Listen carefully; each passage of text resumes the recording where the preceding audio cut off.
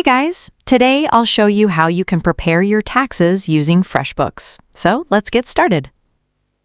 FreshBooks doesn't file taxes for you, but it helps organize all the information you'll need.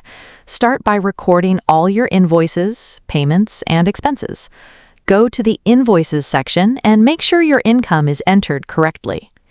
Next, add and categorize your expenses and attach receipts whenever possible.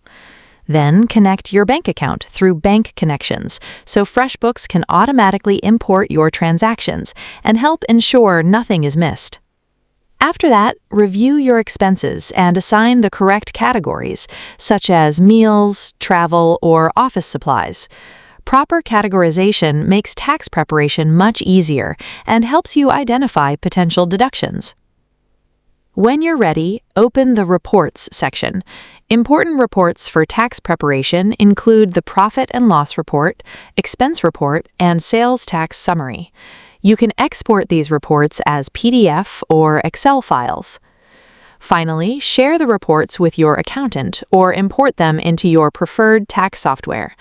FreshBooks organizes your financial data, while the actual tax filing is completed through an accountant or tax filing service.